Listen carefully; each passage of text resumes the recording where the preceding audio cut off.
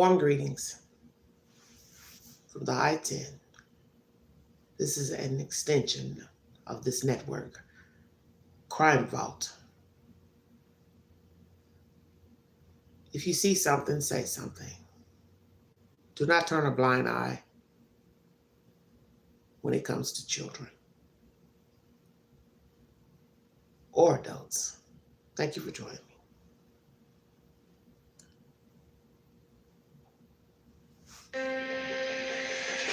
A special investigation from Frontline and the Wall Street Journal.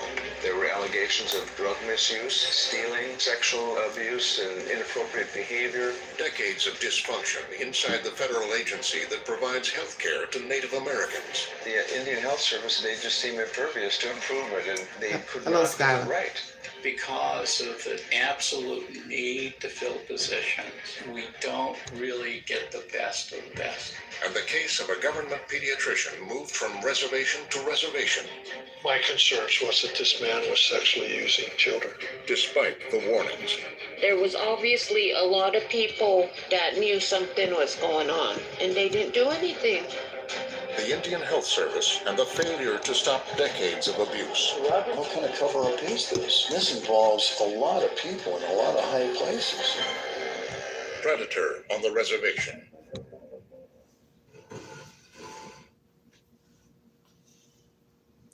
Mature content which may not be suitable for all audience. Your discretion is advised.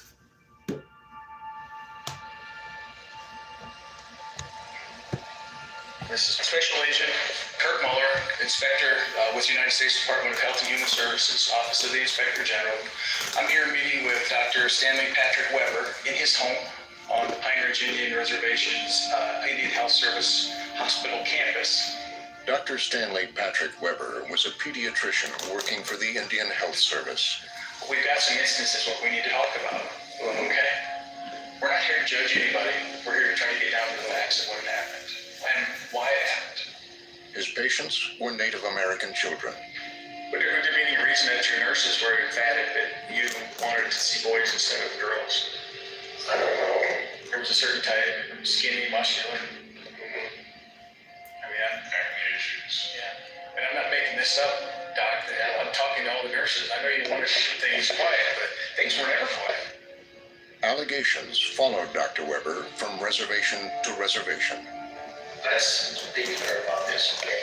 I have not had sex with my patient. I don't. That's just a principle I have. But Doc, people have been talking for 20 years. It seems that part of your is the allegation is that you're with the boys.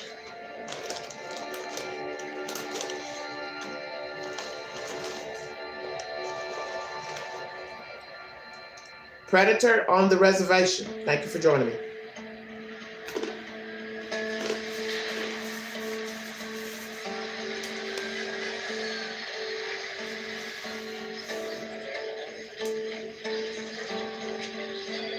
Wall Street Journal reporters Christopher Weaver and Dan Frosch have been on the trail of Dr. Stanley Patrick Weber and the government agency he worked for, the Indian Health Service. Starting about 2 years ago, we got interested in a federal agency called the Indian Health Service. Their hospitals have had an ugly track record in the last few years. They were missing diagnoses. Patients were dying for no reason.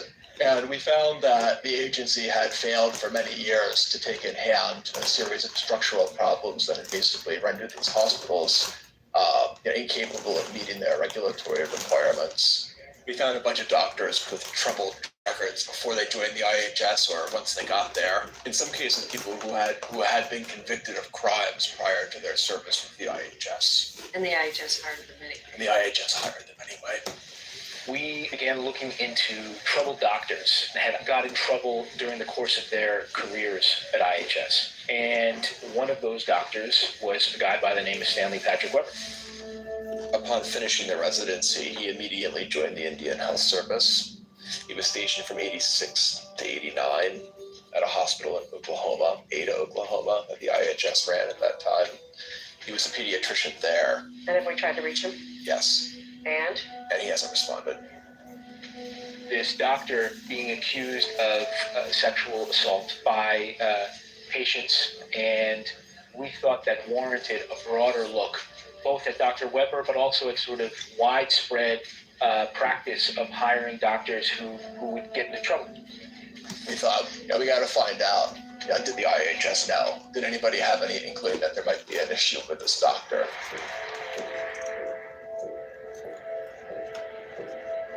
In 1992, Dr. Weber arrived in the little town of Browning, Montana, part of the Blackfeet Indian Reservation.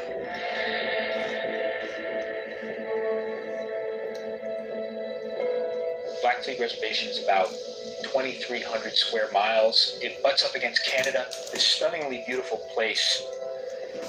Like a lot of Indian reservations, there is high poverty rates, high rates of alcoholism, diabetes, domestic abuse, etc. And so this is really one of the most far-flung places that you could go if you were a doctor. The reservation's only hospital was run by the IHS, which struggled to find doctors. Mary Ellen Laframboise was the hospital's CEO at the time. We had been without a pediatrician for a while. So here comes Dr. Weber. And all I could think of is, he looks comfortable, huh? He looked young. And this seemed like he would be a good fit for us. One of the first things Dr. Weber did was help expand the hospital's youth outreach programs. They were talking about, we want to do some things in the school. We have some programs that would blend really well with middle school. I just thought, wow, here's something that the hospital can offer the community. We'll put Dr. Weber out there in the community. Almost from the start, concerns began to emerge. Tim Davis is the chairman of the Blackfeet tribe. Running Weasel is my Indian name. But in 1992, he worked in the hospital's facilities department. That greenhouse, 105 is it? That's the one Weber was in. Part of his job was to inspect government-owned houses, including the one where Dr. Weber lived alone. So we did each annual walkthrough. We'd come through each house, and I'd do the inspection of the roof, the floors, the walls, the windows, the doors, and then go through the basement, check out for any leaks. When I went downstairs is when I was kind of like floored because of what I saw there as to me, a signal of something that wasn't right. The gentleman had a lot of food items, candy, pop, cookies, and then toys, games, videos, games that boys would play with. I mean, I wasn't just a small, it was stacks of stuff. I mean, they were stacked. I mean, I'm a dad. I got boys. I got 8 boys. And I mean, I buy my kids stuff, but it's not stacked up in the basement like that was. That to me signaled there's something wrong with this guy. Davis says he shared his concerns with Mary Ellen Laframboise, who at the time didn't see it as cause for alarm. Have you ever had any boys spend the night with you? Well, when I was in Browning, some kids would come by and they didn't have a place to stay. How old were the kids? I can't remember at the time. You think they were 18 or 10 or maybe? Most of them were probably of age. I don't know. Some of them might have been minors. The comments that were coming from maintenance about how there's a lot of traffic of young people in and out of Dr. Weber's quarters.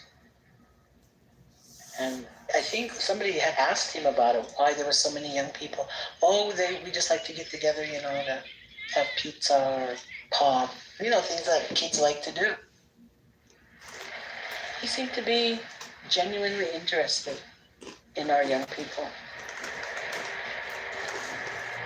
He came with the idea of having a teen clinic area, by having evening clinics, being more user-friendly to the community. Others at the hospital were suspicious of Dr. Weber's intentions. Psychologist Dan Foster and his wife Becky, a mental health specialist, knew some of Dr. Weber's patients. They became increasingly uncomfortable with his after-hours clinic. Normally, if you bring your child to a pediatrician, a parent is with them. Or if a social worker brings a child to a pediatrician, the social worker is with them, an adult is with them, but these boys were going in there alone. It was prepubescent adolescent males, most of them teenagers, 12 to 15 years old, all of them vulnerable, high risk, many of whom we already had suspicions that they'd been sexually molested or abused. And so that was a red flag. And then later, one of our colleagues came and told me he had real concerns regarding this doctor's bringing a couch into his office, and that he was keeping young males in there after hours when most of the staff had gone home. While Dr. Weber was on the Blackfeet Reservation, no child is known to have come forward with a specific allegation of abuse. But Becky Foster remembered one boy who she'd later had concerns about, Joe Fourhorns. He's now in prison for bank robbery, but spoke to reporter Dan Frosch by phone. Describe to me the first time you met Dr. Weber. I was skating and I collided with another kid and I fell and I broke my tailbone, so they brought me to the hospital, and that's where I met him at.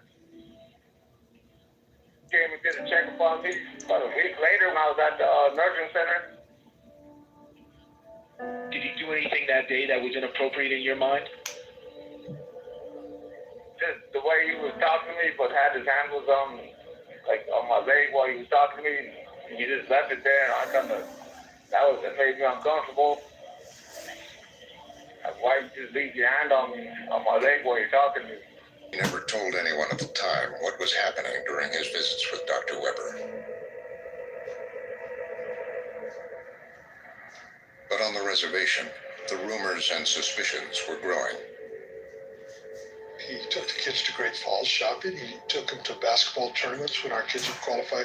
To us, that was getting the community used to seeing him with these kids and the implication of parental permission.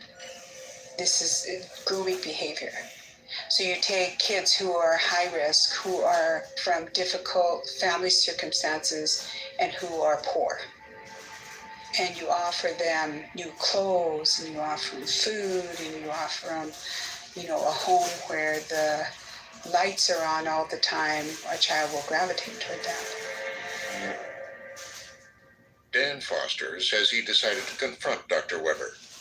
I had these concerns, and I wanted him to know that I was bringing these concerns forward.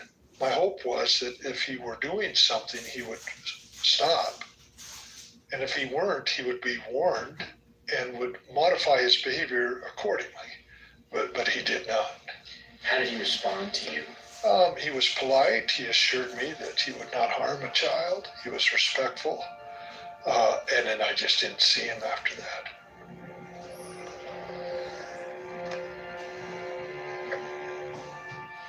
Did you ever have any sexual contact with anybody in Blackfeet? Anybody, adult or juveniles? Not even adult. Not even adults, okay. No. Did you know some folks there by the last name of Fourhorns? The Fourhorns? I don't remember any Fourhorns.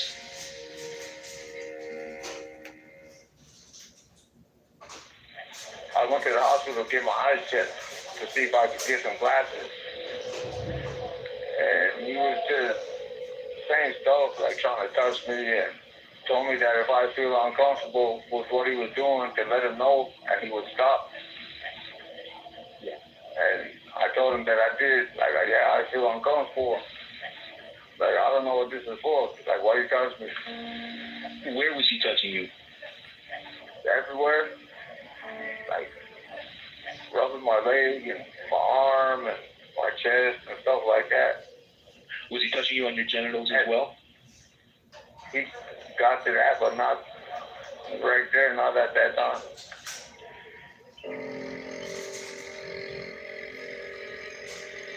Finally, after years of suspicion and rumor, there was an incident that couldn't be ignored, involving a boy who'd been sleeping at the doctor's house. There was an incident reported to me where a family member to a kid, went over there and wanted to fight him and ended up smashing him in the face, breaking his glasses. kind of black eye. I just thought, he's going to be a problem. And then, get with the other staff, and they were like, yeah, something's going on. The Framboys reached out to the region's top IHS official, who summoned the hospital's acting clinical director, Randy Rotenbiller, to his office in Billings. He said, I'm concerned that you have a pedophile on your staff, and you need to get rid of him. And so I just said, okay, I've got to deal with this task. The first thing I did when I got back to Browning was called him and asked him to meet me in my office. And I said, well, I've been told that you need to leave. And he said that he had had some threats made against him, and he was worried about his life, and he was ready to leave Browning anyway. And I think he packed up and left the next day. I guess the better response would be launch an investigation. And yet the IHS response is typically to sweep it under the rug or pass it on to some other place. The IHS would transfer Dr. Weber to its hospital on the Pine Ridge Reservation in South Dakota. The Pine Ridge Indian Reservation is notoriously one of the poorest places in the United States. The public health situation is dire. Life expectancy is among the very lowest in the country.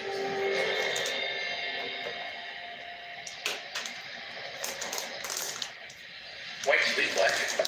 Or why did you leave Blackfeet and come here? Well, I have family in this area, and I've always wanted to come. I always thought my place would be Pine Ridge. I don't know why. I just felt that this was the place for me to come. But within months, a parent was already complaining that Dr. Weber had inappropriately examined a child. The IHS took him off clinical duties as federal authorities looked into it. They didn't substantiate the complaint, and Dr. Weber went back to work. But as in Montana, Weber's interactions with boys continued to raise suspicions. Kelly Brewer was a nurse who lived across the street from him. The tan house straight ahead, that was Dr. Weber's house. And then back here was where Dr. Weber's garden used to be. Like all this area here where it's kind of mulched, that was all garden. He hired kids to work in it all the time, and they were always young Native American boys, 10-ish to 12-ish in age. The kids coming and going would earn a nickname around the reservation. They call them the Weber Boys. Have you ever heard that term? We introduced you to it today because that's what was going on. People that live in the community were seeing boys coming, going out, in and out of your house. Maybe in the garage, that's where the tools are, but rarely do people come into my house. Which boys do you think did come into your house? Do you remember? The only ones that never did needed to use the bathroom, and that was infrequent. But nobody's ever stayed here overnight, ever. Sometimes they're coming in to use the phone, but that's about it.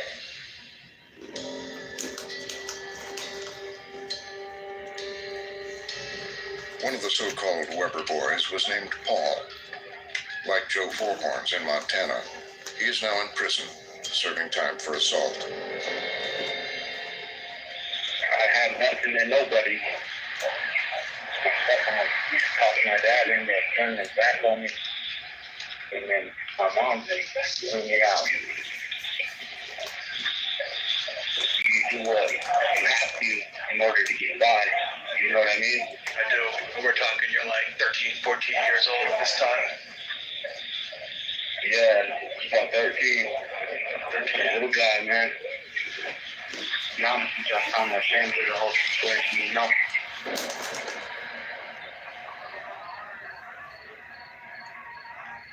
Paul says that in exchange for sexual favors, Weber would give him money or prescription drugs. Like the other boys, he kept his encounters a secret year after year. And this guy was offering me money so I could find a place to be. All I had to do was a few favors, and at the time, this made me feel super good. One night, he says, he pushed back. That night, I did some pills and was drinking Everclear with it, man. I remember talking to Weber, and then I remember him telling me to come pick some money up, but was already drunk, and I remember blanking out. When I came to, he was pressing up on me, and that fool was like trying to press me against that table. Man, that whole Weber was just like, he was a predator. I remember telling him to back up. He was like, oh, you just want money? Is that all you come up here for? On the table, and there was a wallet sitting there, so I snatched it and I shoved it.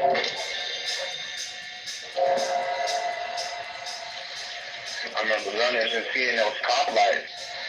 Then I ran inside, flew into that laundry room and tried to barricade myself in there, man. Tribal police officer Dan Hudspeth was called to the scene. Call came in, there was an assault. We chased the suspect down, located him not too far from the IHS housing. We took him into custody and then on to juvenile detention. As Hudspeth took Paul to juvenile detention, he asked him what was going on. Man, that was like the first time in a long time that somebody had actually asked me, are you all right? What happened? Like actually fall from sympathy, you know? And then I was thinking about it, and I did talk to him about like that whole situation. The authorities now had a first-hand allegation of ongoing sexual abuse by Weber. But on the reservation, the tribal authorities don't have jurisdiction over non-Indians. So all Officer Hudspeth could do was pass along Paul's allegations to federal investigators. We forwarded on to the Bureau of Indian Affairs Criminal Investigations, but I'm not quite sure how they ran with it. All I do know is personally, I made sure my kids weren't seen anymore by that pediatrician. The Bureau of Indian Affairs declined to comment, and Paul says no one from the federal government followed up with him. He kept quiet about what had happened after that. At the IHS hospital, one of Weber's fellow pediatricians was developing his own concerns. I'd hear him riffing through my charts, cherry-picking the cute teenage boys. So at that point, I started having some suspicions about him.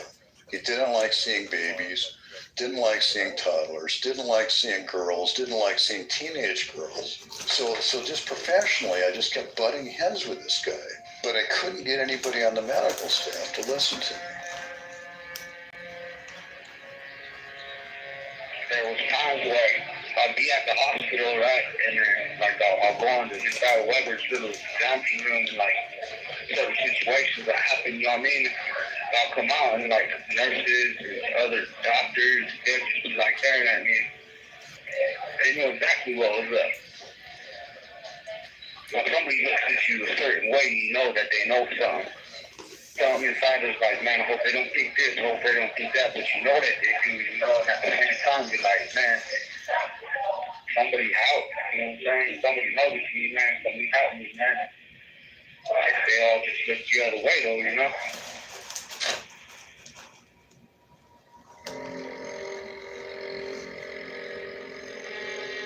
In November 2006, Paul did something that made it harder to look the other way.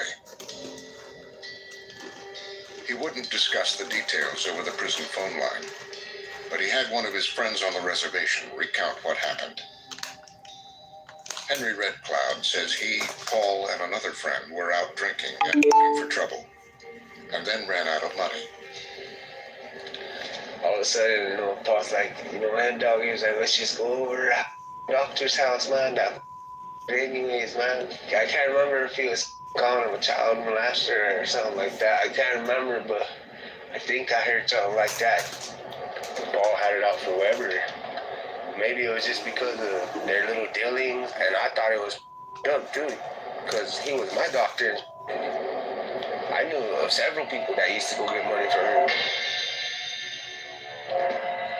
So we went out there, we parked. As soon as he opened the door, I just kicked the door. He staggered back and he dropped. And then I kicked him a few times, hit him a few times, and threw him into the kitchen area. And he was mumbling around, and he started walking towards the back, into that bathroom, and Dr. Weber was sitting there looking at himself in the mirror. His eyes were up, bloody mouth, bloody nose. He's pretty well done for, man. So we better get Hello, that dear. money. I'm good. So Thanks we for pulled joining out me. a couple hundred, and then Thank he you all for was like, joining me. Here you go, take it. He said, just don't kill me.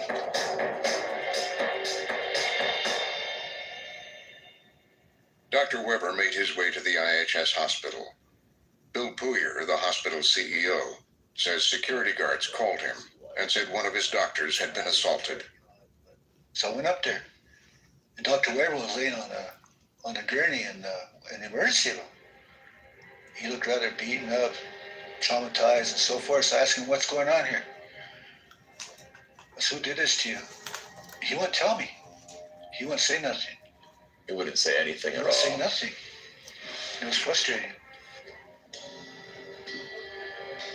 Puyer says that he reported what happened to IHS's regional headquarters, but that his bosses never pursued the matter, and he was afraid to take it any further. I've probably been suspended, maybe even fired. You know, pretty much they can do what they want with you. When he was beaten to the point of needing skull x-rays, and no charges were filed for beating up a commissioned officer on federal grounds, to the point where he needed skull films, I thought, what on earth is going on? What kind of cover-up is this? I mean, this involves a lot of people in a lot of high places.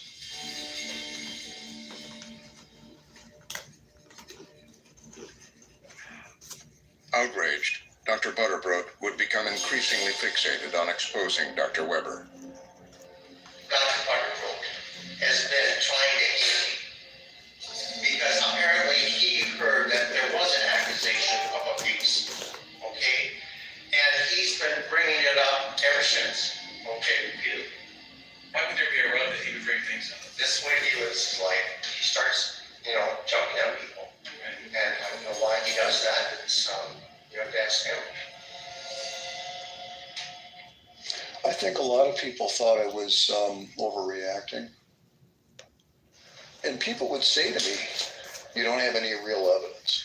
And that was almost the Indian Health Service line too. We've looked at the data bank. There's no complaints on him. He's clean. And I learned that there was a psychologist who had worked with him at Browning and was aware of his activities in Browning, Montana, prior to 1995 when he came here. It was Dan and Becky Foster, who'd had concerns about Weber's behavior on the Blackfeet Reservation. When Mark is telling you guys, basically saying the crime had been committed, how did that make you guys feel? Well, I think we're just so, you get to be just so angry and frustrated and then just kind of numb. Because part of what happens is that you can see all of these young people being hurt. And knowing that you've tried to do everything that you could do within the bounds of what's available to you. And then nothing happens. It says to me as a Indian woman, as a mother, is that your kids don't matter. I felt deeply hurt and very angry. The anger was because I felt it was preventable. In fact, years earlier, Dan Foster had heard Weber was working at Pine Ridge and contacted IHS leaders there to warn them. would you have said in as explicit terms, I'm worried this guy is a pedophile? Yes. No, I was clear. My concerns was that this man was sexually using children. After the encounter, Dr. Butterbrot was more determined than ever that Weber had to go. He complained to state medical boards and officials at the IHS. And he believed he'd finally found proof in a list of patients Weber had ordered tests on. So I looked at these charts, and there weren't any girls. They were all boys. On this page, there are 14 patients, and there's one female, 1 out of 14. I kept asking myself, why would a pediatrician zero in on a population consisting of normal weight boys and teenage boys? It just seemed incomprehensible to me. Dr. Weber was suspended while the allegations were investigated. When Dr. Weber was suspended by the Indian Health Service over allegations of misconduct in 2009, one of the officials who was sent to look into this was this guy, Ron Keats. Keats, who was one of Weber's superiors at the time, would soon leave the IHS under a cloud himself, and later be convicted of possession of child pornography. So effectively, they sent a guy who would go on to be arrested a year later of trafficking in child porn to investigate suspicions that their pediatrician could be a pedophile. Keats did not respond to requests for comment. Weber was ultimately cleared and went back to work, according to Bill Pooyer. The higher-ups, I guess, basically told me there was, they couldn't find any more reason to keep him on suspension. There was no facts, evidence to support what happened, and so forth. And that's pretty much what they gave me, the answer they gave me. So we just directed me to put him back to work. At that time, did you believe that Dr. Weber was, potentially engaged in some kind of misconduct towards children? Yeah, I kind of felt that there could possibly be something going on here. Because I started looking at everything, but I just never got nothing. That was frustrating as well. In the summer of 2010, at the Pine Ridge Hospital, Dr. Weber and Dr. Butterbrot would clash over the care of a patient. Dr. Weber claimed he was threatened. Within an hour, I'm sitting in the office of the acting clinical director in Pine Ridge. And finally, I said something really out of line. I said, if I'd wanted to intimidate him, I would have cut his nuts off with a rusty knife. And that remark went right to Washington. I was branded as a violent, out of control person. And within a few weeks was traveling up to Belcourt, North Dakota, leaving my life and my career and my family, everything. The IHS sent Dr. Butterbrot to one of its most remote outposts, 575 miles away on the Canadian border. The nurses came up to me and said, now you know what, we don't say anything, doctor, but you look what they've done to you. I was ordered to leave. I was chased off by a pedophile and the people who chose him over me.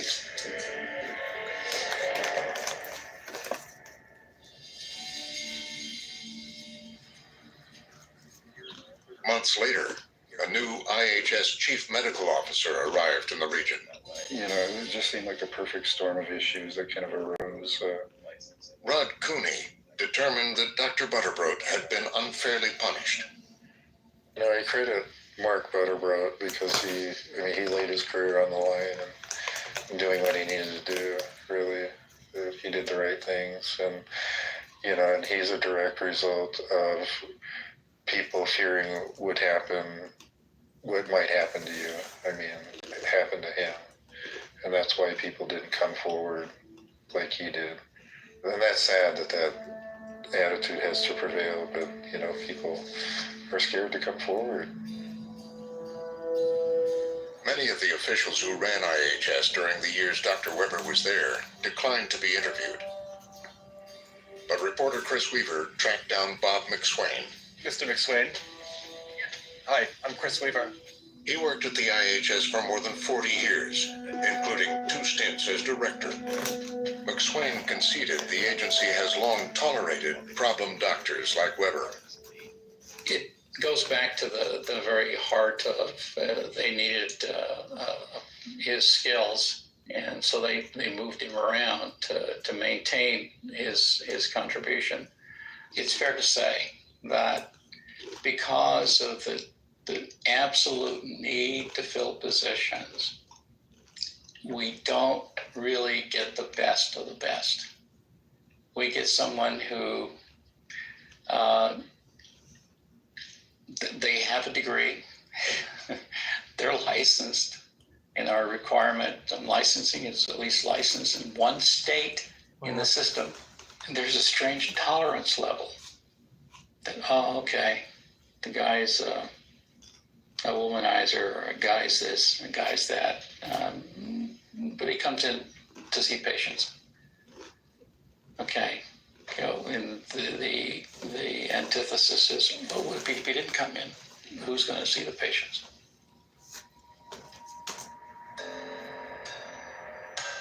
Call the hearing to order. This is a hearing of the Indian Affairs Committee. In 2010, the dysfunction at the IHS got attention in Washington at the Senate's Indian Affairs Committee. Senator Byron Dorgan was chairman at the time. We've got a couple employees here that are in trouble, and not only does the employee not get disciplined, but the employee gets a bonus.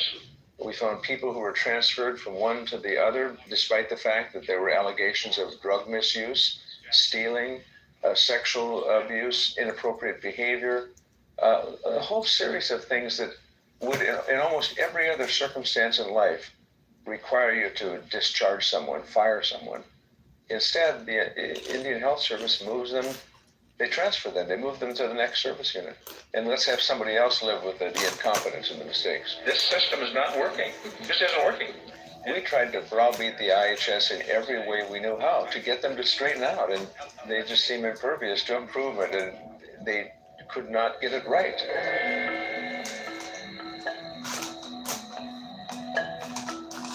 In the case of Dr. Weber, warnings continued to go unheeded for years. In 2011, one of them reached Winona Stabler, then the CEO of the Pine Ridge Hospital. She says a caller complained about Dr. Weber, but didn't provide her any specifics. The matter never went anywhere. Stabler later received a gift of $5,000 from Dr. Weber and would plead guilty to not reporting it on a government ethics form. She didn't respond to requests for comment. Then, one day in 2015, it all started to unravel. A tribal prosecutor recalled something Dr. Mark Butterbrot had told her years before. Mark and I are really good friends. I've known him since I was in high school, so he was frustrated. I remember one day and he told me about Dr. Weber and how he was molesting kids. I was driving to work and there was snow on the ground when I was thinking about the case. And I was like, I wonder if the Attorney General even heard about this. She just asked, there's some leads that I have on this. Can I start looking into this and seeing what I can find? So I said, absolutely. If you can find something, let's track it down and we'll take that information forward. As in the past, it was hard to get anyone to talk. Weber's alleged victims are all boys, so it's even that much harder to get a boy or a man to speak about sexual abuse. So I think trust is a big thing. We felt it was a priority to at least identify a potential victim so that it wouldn't be dismissed anymore, so that it would be taken seriously and a full investigation would happen. They began to look into the assault on Dr. Weber a decade earlier. I learned that he was beat up really bad, that he was so beaten that he had to get MRIs done. What I think people should notice was that he didn't press any charges on anybody. And those whole circumstances just looked odd. There was something not right about that.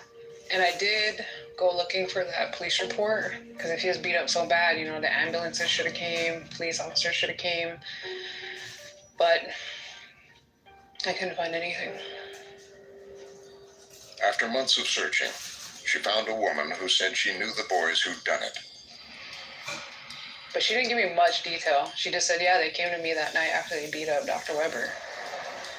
She gave me the name of one of them. I was like, all right, fine. I have this one name to go on. We found out he was in prison, state prison. It was Paul. By then, in his late 20s.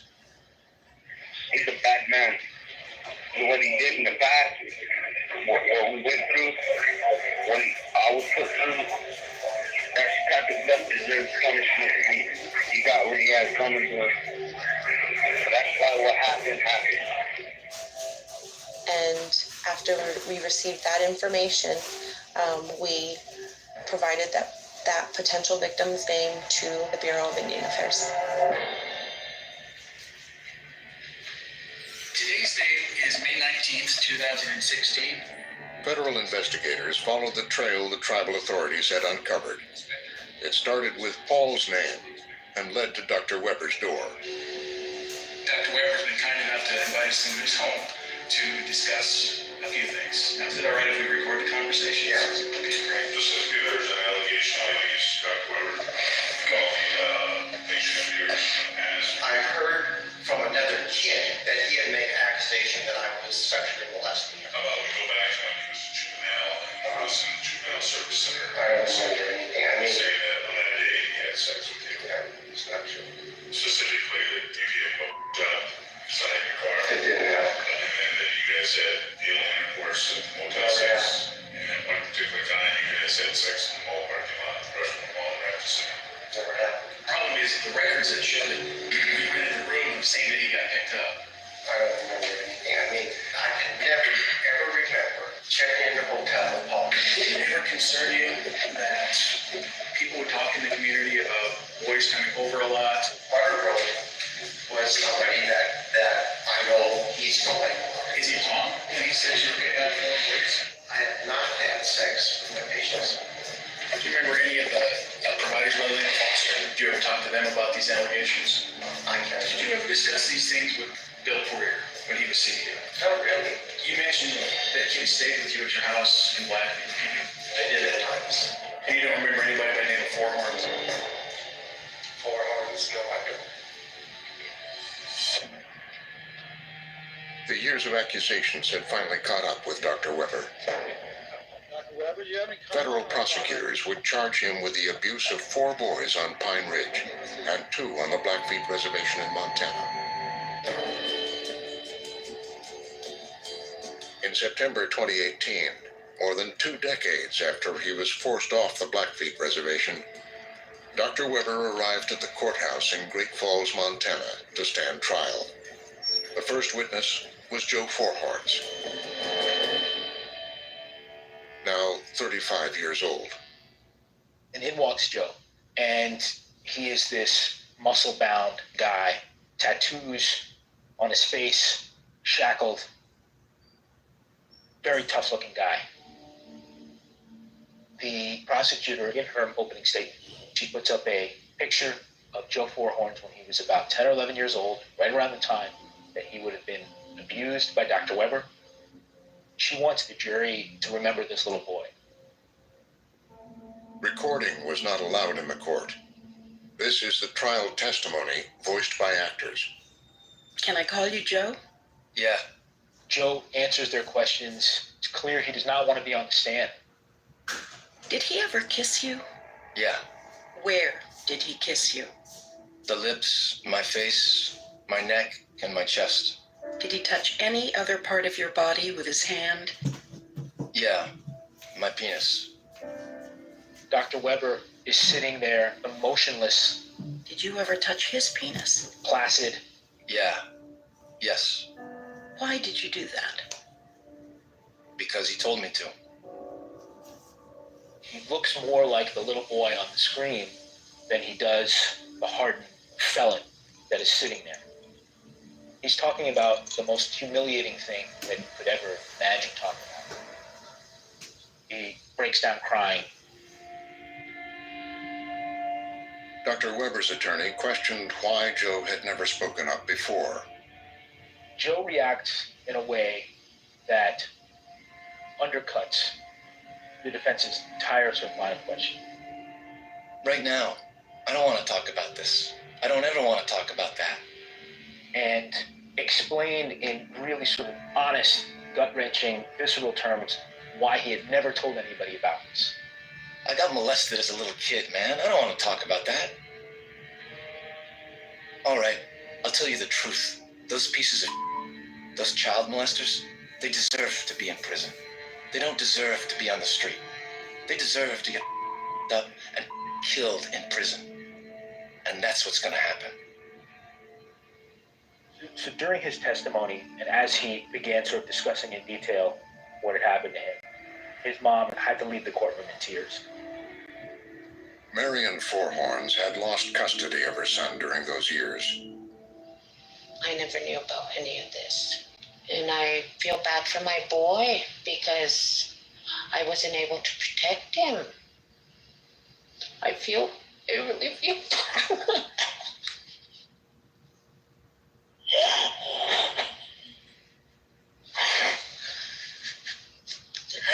I really hurt for you. I don't know what to do.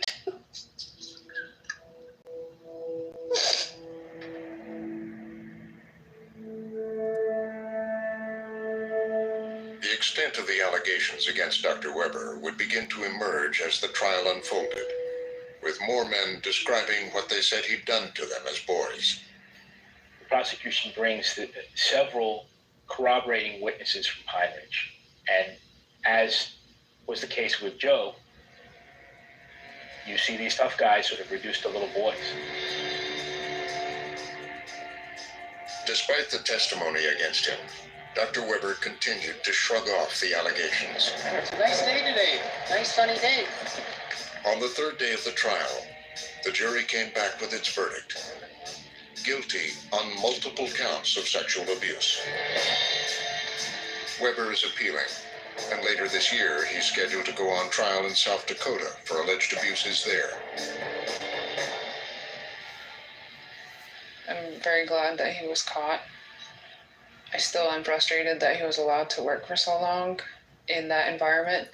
I think I'm still frustrated that more people haven't been charged criminally. There was obviously a lot of people that knew something was going on. And they didn't do anything. They just let him go.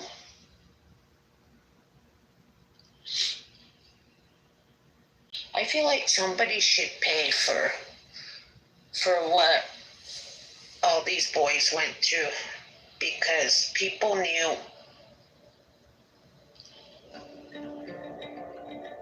To date, no one else in the IHS has been held accountable.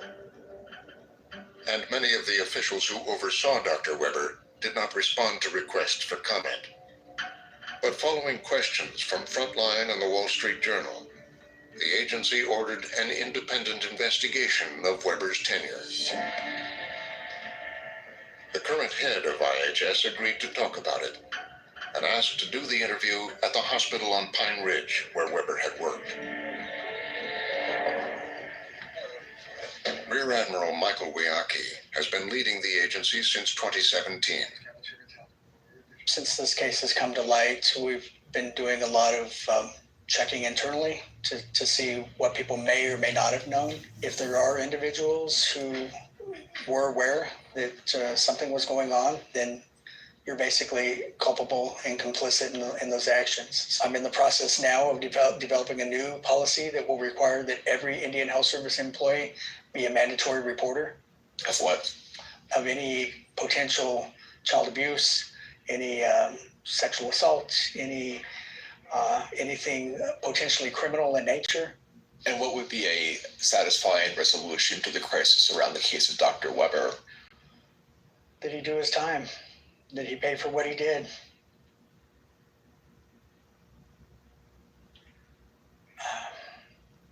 he did a lot of damage to our agency. We've talked a lot about the difficulties we have recruiting providers. This isn't going to help. Where do you set the bar for yourself in terms of leading the agency out of this crisis? I think the bar is extremely high. There's so many people depending upon us. My own family receives their health care through the Indian Health Service, so I go home every day. And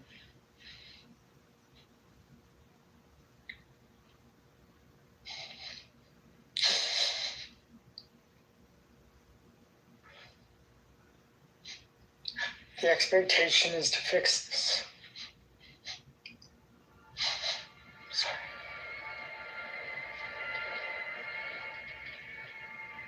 In January 2019, Dr. Weber, now 70 years old, was sentenced to more than 18 years in prison. But haunting questions remain. You know, it doesn't sit well that somebody like this monster came in and did what he did. You know, and I didn't do much to prevent it. I certainly could have done more. Well, at that time, you think of your career and job and your livelihood, so I probably got fired. I guess that was the risk I would have took. I couldn't afford to take the risk at that time to lose my job. Do I feel responsible for it? No. No. I guess I have to blame the bureaucracy of Indian Health Service. But I have to say, it was on my watch that happened. I should have known better, but I didn't.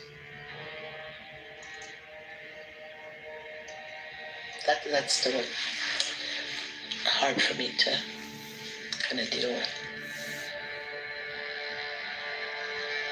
After nearly 30 years, no one knows how many victims of Weber's abuse are still out there, or how many other people in the Indian Health Service could have done more to stop him.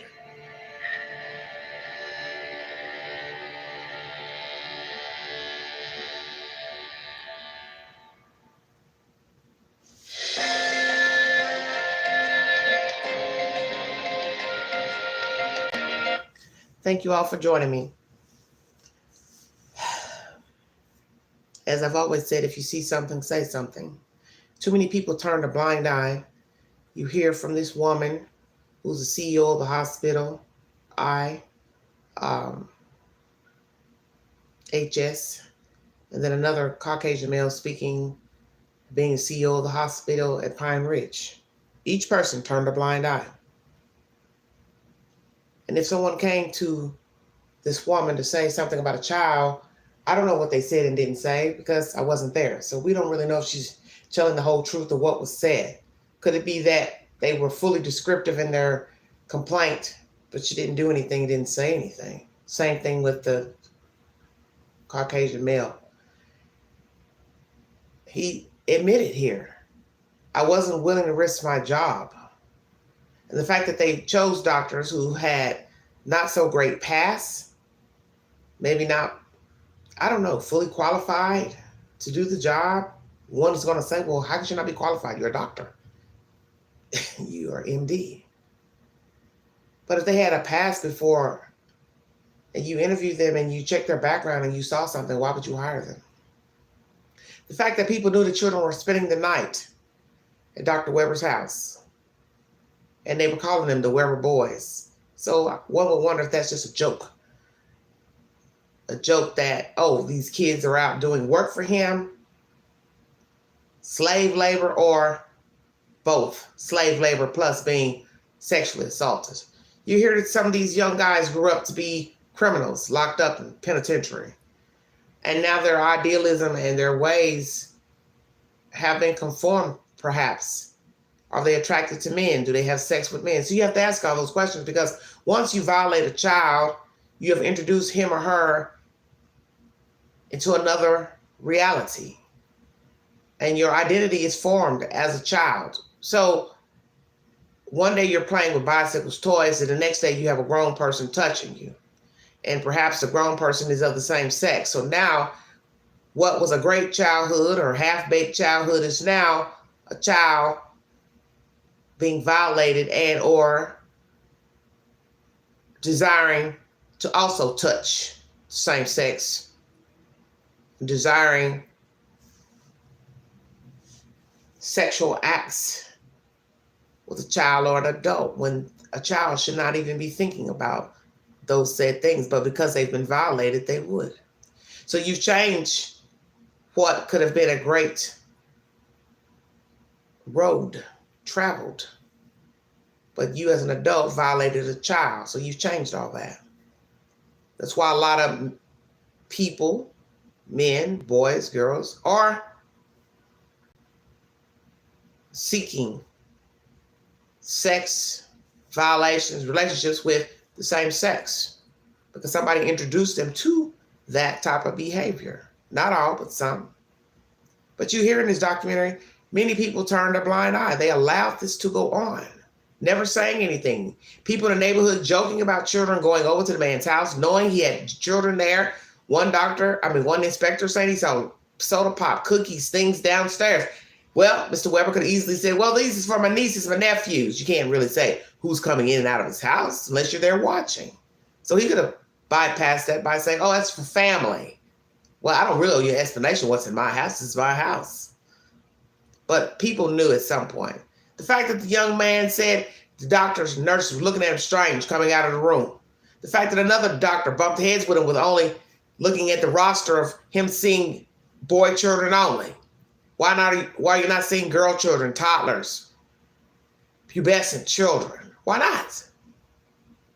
So somebody said something to somebody along the way, but it didn't matter. You had someone investigating him who actually was into child porn. So I won't doubt that that person went to the doctor and said, yeah, I'm here to investigate you, but don't worry, I ain't gonna do nothing because I am too like you. And they probably swapped pictures and things, because I hear that goes on underground between child molesters. You see, you don't know people. And these people were so desperate to have anybody working as a doctor, physician, healthcare provider out there on those reservations. They didn't give a damn if they had a pass, if they didn't have a good background, if they didn't have good references. Didn't matter. They said they had a license. Okay, boom, here's a job. But that's not how you do business. Okay? You don't hire a baker to be a banker. You don't hire a banker to be a football coach, basketball coach. Do you see where I'm going with this? You hire people who are certified.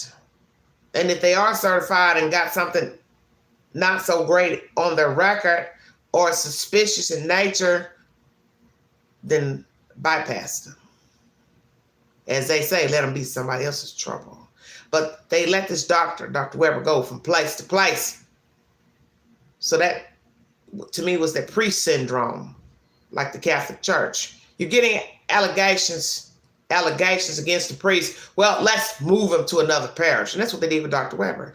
And when you watch the documentary and you see him sitting in a car with a lawyer, attorney, whomever, smiling and playing with the sun visor, it's disturbing and it's disgusting, because you're saying to yourself, Jesus, what? You have no remorse for being a rapist of children, boy children. You're sitting here smiling and gaping and smiling at the camera and smiling at the reporters and getting in the car as if you're getting ready to go to Starbucks and get your coffee, because he has no remorse.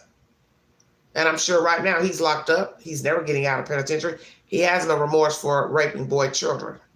He specifically saw boy children only.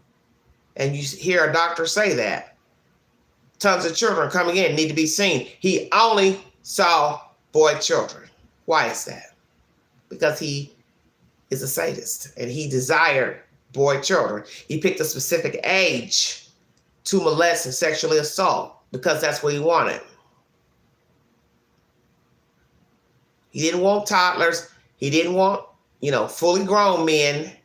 He wanted children between a certain age, 10 and 15 years of age. Frankly, molesting a 15-year-old is dangerous because, hell, they can fight back. They've got a little weight on them. But see, the grooming came in with the touching of the leg and leaving the hand there and saying, oh, you don't mind, do you? You don't mind me leaving my hand here. And that one boy tells you, grown man says, yeah, I do mind. Yeah, I'm uncomfortable. But it didn't stop him because next thing you hear, he's going back and forth to this man's house, performing sexual favors with him. All this came from having an accident. So you see the stair steps. Accident, rehab center, he's the doctor, starting to touch you on your leg, and next thing you know, the leg goes up to the torso, on to the private parts, kissing, hugging, all this type of foolishness.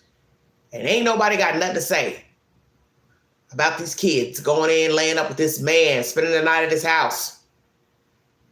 Nobody's listening to anybody complain about allegations. Even other physicians and doctors working with him and saying something's off with him. Nobody cared. And that's what's wrong with the world right now, is that people do know of things going on that's wrong, be it sexual assault, theft, improprieties, and nobody says anything. Because in the end, as the one guy just said, I didn't want to risk my job. So someone could look at you and say, well, how the hell do you sleep at night knowing he was raping children? You could have stopped it. One of you all could have stood in the gap and said, I'm not going to let this rest because what he is doing is wrong. We took an oath. We're supposed to uphold an oath to do right by the patients. So you failed yourself and the patients when you allowed this to continue, not press forward. Now we have to ask all those who tried to fight, perhaps got moved or fired, did they sue the Indian Health Services, IHS? The one doctor who said he butted heads, naturally he had a great lawsuit. He was the one that said he would cut his scrotum if he really didn't like him. And then that got him in trouble with the directors. So you have to be very careful what you say. And no one would think, well, me making this comment will lead to me being fired, reprimanded of a rapist. But see, in the end, it didn't matter if he was a rapist or not. Somebody wanted to have him on board. But where are those people now and how do they feel? You had a few interviewed in this commentary. And one could say you're just as guilty as the rapist because you knew something was off with him. You knew he was messing with these children. You saw things in the charts that wasn't right. And you all continued to go to work every day getting a paycheck. And yes, you're out in the middle of nowhere, reservations. You understand what I'm saying? The Pacific Northwest. You're out in the middle of nowhere. So you're desperate to get somebody out there. Somebody that's going to want to live off the land, basically. It's not a lot of entertainment. Not a lot to do. So really that life is for somebody that really don't want to do anything, but they are a doctor.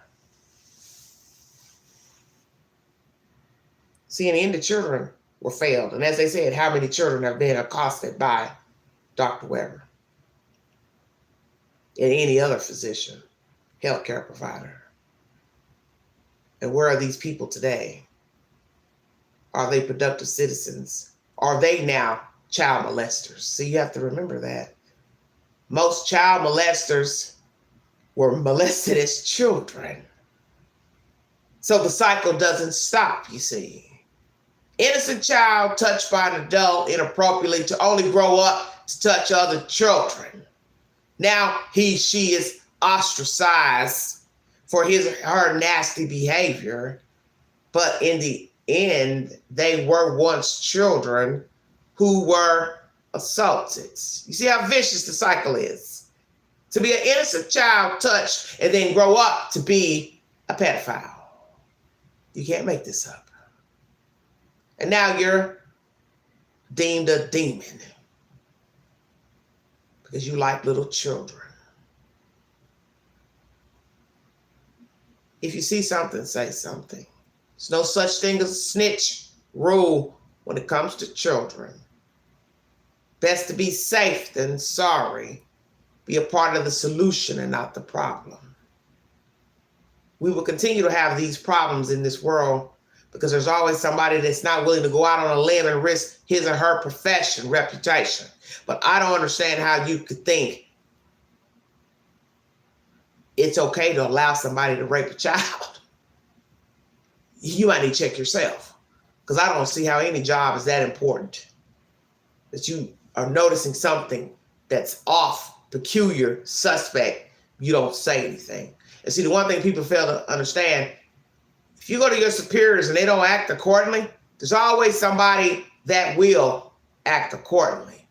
And that's state police, and that's your local government office, such as the FBI, the local branch.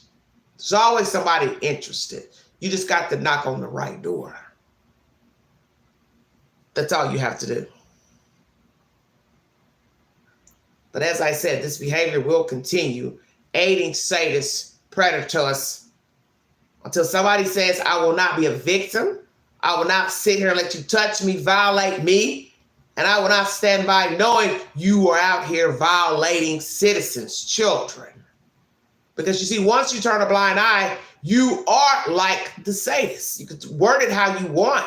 But once you have knowledge that they are touching children, violating people, raping people, you are like them. You can't use the excuse, well, I didn't want to lose my job. I needed income. Speak your peace. You'll sleep better at night. Because you know you did the right thing. Now we have to worry about the children who have been touched by this demon, if they are now out here touching other children and adults. You see, as I said, it's a vicious cycle. How innocence can be tainted to eventually the innocent becomes the predator. And possibly the doctor was molested as a child, because most predators were molested as children. That's why they are child molesters. It's a very sick story. But Dr. Weber can no longer assault any children because he's incarcerated. The judge and jury made sure of that. But if you are someone listening to this commentary and you are a child, please go to your local authority. Don't go to any random person. Go to the police department and tell them that you're being violated so it can stop. Because you are worthy. No one has the right to sexually assault you. Period. And that also goes for adults. Thank you so much for joining me. Like, share, subscribe, drop your comments below on this video. Please follow my other content. I have an Ann Hesh video uploaded to show you what happened on that fateful day last Friday in California, where she ran into a house, car caught a fire, and the house caught a fire. She's in critical condition in Los Angeles. Lungs damaged, severely burned, has had surgery last week for those said burn injuries. And a woman is now without a house. Prayers for that lady. Prayers for Ann Hesh. Because as I said in my commentary, if she survives and she was inebriated and they find that in her bloodstream, she will be charged with said crimes of leaving the scene of a crime earlier, driving intoxicated, running a stop sign, speeding, and damage to property. And by the grace of God, she didn't kill someone running down alleyways and roads, streets. And the fact that she went into someone's house, she could have killed the lady in that house. But the lady allegedly was in the backyard. This is a very baffling story out of California. You all have a wonderful week. God bless all of you. Stay safe, stay cool and hydrated. This is the Queen. Crime Vault. Thank you for joining me.